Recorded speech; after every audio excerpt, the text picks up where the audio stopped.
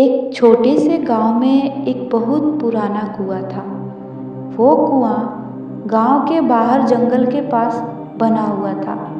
लोग कहते थे कि उस कुएं में एक चुड़ैल रहती थी। जो भी रात में उसके पास जाता वो कभी वापस नहीं आता। गांव वाले शाम होते ही उस रास्ते पर जाना बंद कर देते थे। लेकिन रवि इन बातों पर विश्वास नहीं करता था। एक दिन रवि अपने दोस्तों से बोला, ये सब झूठ है यार, आज रात मैं उस कुएं के पास जाकर दिखाऊंगा, देखना कुछ नहीं होगा।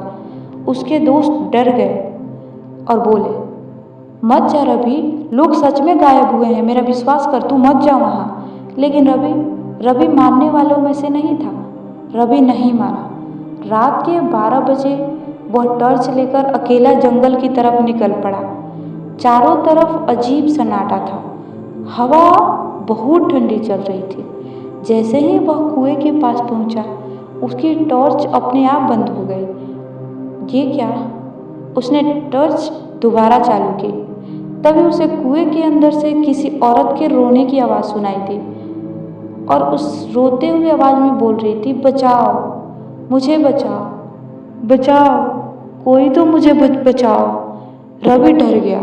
उसने धीरे धीरे कुएं के अंदर झांका। अंदर सिर्फ अंधेरा था। अचानक पीछे से पायल की आवाज़ आई। रवि धीरे धीरे पीछे मुड़ा। एक औरत सफ़ेद साड़ी में उसके पीछे खड़ी थी। उसके लंबे बाल चेहरे पर थे। रवि कांपने लगा। कौन है? कौन हो तुम? कौन हो? औरत ने धीरे धीरे अपना चेहरा ऊपर उठाया। उसकी आंखें पूरी काली थी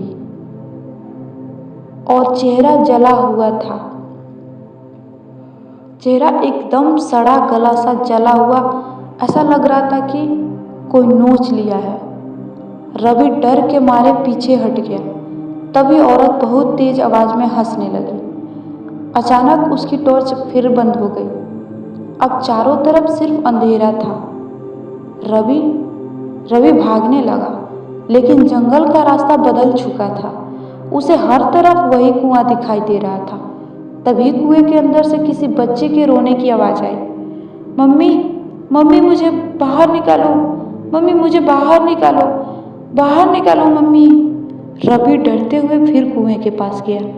अचानक अंदर से एक काला हाथ बाहर निकला और रवि का पैर पकड़ लिया। रवि जोर जोर से चीखने लगा, बचाओ, बचाओ, मुझे बचाओ। लेकिन वहाँ उसकी आवाज़ सुनने वाला कोई नहीं था। धीरे धीरे वो हाथ उसे कुआं के अंदर खींचने लगा। रवि किसी तरह खुद को छुड़ाकर भागा। वो पूरी ताकत से गांव की तरफ दौड़ा। जब वह गांव पहुंचा तो बेहोश होकर गिर पड़ा। अगली सुबह गांव वालों ने उसके शरीर पर अजीब निशान देखे। रवि कांपते हुए सिर्फ एक बात बोल रहा था, वो मुझे फिर बुलाएगी, वो मुझे फिर बुलाएगी। उस रात के बाद रवि कभी घर से बाहर नहीं निकला। कुछ महीनों बाद अचानक वह गायब हो गया। लोगों ने उसे बहुत खोजा, लेकिन उसका कहीं पता नहीं चला। बस पुराने कुएं के पास उसकी चप्पल मिली और कुएं की दीवार पर खून से लिखा था, अब वो हमेशा मेरे साथ रहेगा। दोस्तों, ये कहानी कैसी लगी कमेंट में ज़रूर बताइएगा। हमारी अगली कहानी है बंद कमरे का रहस्य। शहर से दूर एक पुराना मकान था जो कई सालों से बंद पड़ा था। लोग कहते थे कि उस घर के ऊपर वाले कमरे में कोई आत्मा रहती है। रात होते ही वहाँ से चीखने और चीज़ें गिरने की आवाज़ आती थी। मोहित नाम का एक लड़का इन बातों को अंधविश्वास मानता था। उसे भूत प्रेत की कहानियों पर बिल्कुल विश्वास नहीं था और बस उस पे हंसी ही आती थी। एक दिन उसने अपने दोस्त अर्जुन से कहा, चल आज रात उसी घर में रुकते हैं, पता चल जाएगा सच क्या है। अर्जुन डर गया। पागल हो गए हो क्या? लोग कहते हैं वहाँ कोई जिंदा नहीं बचता। लेकिन मोहित नहीं माना। रात के करीब 11 बजे दोनों घर में पहुंचे। घर पूरी तरह अंधेरे में डूबा हुआ था। खिड़कियां टूटी हुई थी और दरवाजे हवा से हिल रहे थे। दोनों अंदर गए। अचानक घर का मुख्य दरवाजा अपने आप बंद हो गया। अर्जुन डर गया।